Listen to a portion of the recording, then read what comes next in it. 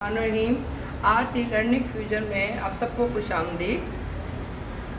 आज मैं आपको बताऊंगी कि कारोबार क्या है, व्हाट इज़ बिजनेस। वैसे तो आपको कारोबार की बेशुमार डेफिनेशंस मिल जाएंगी बुक्स के ज़रिए या इंटरनेट में।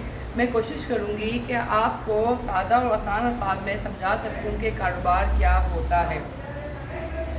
कारोबार करने के लिए सबसे पहले दो चीज़ों का होना बहुत ज़रूरी है, या तो गुड्स या तो सर्विसेज। ठीक है, तो इन शॉर्ट हम ये कह सकते हैं कोई भी ऐसी सरगर्मी, कोई भी ऐसी तंजीम, कोई भी ऐसी ऑर्गेनाइजेशन जो किसी भी तरह की गुड्स को प्रोड्यूस करती है या किसी भी तरह की सर्विसेज को प्रोवाइड करती है ताकि वो प्रॉफिट को बना सके, तो उसे कारोबार कहते हैं। एक बार फिर मैं स्टूडेंट डेफिनेशन को रिवाइज कर रही हूँ। हर वो सरगर्मी या हर वो इदारा जो किसी भी तरह की गुड्स को मैन्युफैक्चर करता है या किसी भी तरह की सर्विसेज को प्रोवाइड करता है ताकि कंज्यूमर उनको यूज़ कर सकें और ऑर्गेनाइजेशन प्रॉफिट अर्न कर सके, तो उसे कारोबार कहते हैं। अब हम बात करेंगे क्लासिफिकेशन ऑफ बिजनेस की। बिजनेस को हम दो चीज़ों में क्लासिफाई कर सकते हैं, नेचर वाइज मतलब के नौयत वाइज, और ऑनरशिप या ऑर्गेनाइजेशन वाइज मतलब के मलकियत के हिसाब से। सबसे पहले हम डिस्कस करते हैं नेचर वाइज।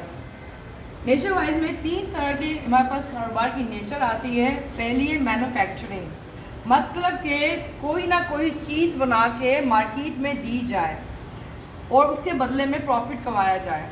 दूसरी है नॉन मैन्युफैक्चरिंग, मतलब कि आप बनी बनाई चीज़ किसी से लेते हैं और उसे आगे सेल करते हैं और उसके बिहाफ पे आप प्रॉफिट अर्न करते हैं। थर्ड है सर्विसेज।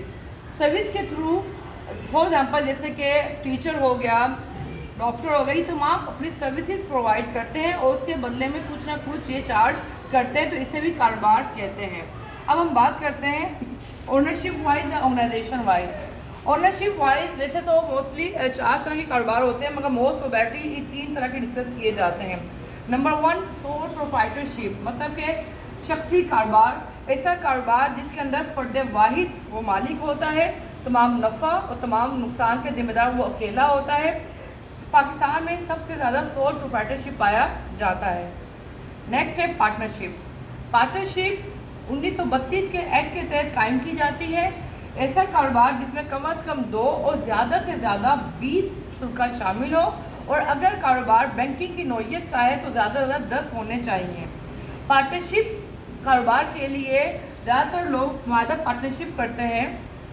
पार्टनरशिप एग्रीमेंट के अंदर डिफरेंट तरह की टर्म्स एंड कंडीशन लिखी जाती हैं।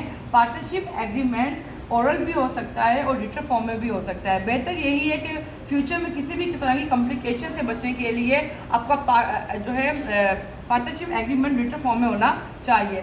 थर्ड है कंपनी। कंपनी 1984 एक्ट के तहत कायम की जाती है और कंपनी जो है इन दोनों के मुकाबले में कानूनी वजूद और कानूनी हैसियत रखती है। कंपनी मोस्टली ज़्यादातर दो तरह की होती है, पब्लिक और प्राइवेट कंपनी। ठीक है, पब्लिक कंपनी जो होती है इसमें ज़्यादा से मैक्सिमम शेयर होल्डर्स की कोई भी लिमिट नहीं होती। प्राइवेट कंपनी में 50 लिमिट होती है।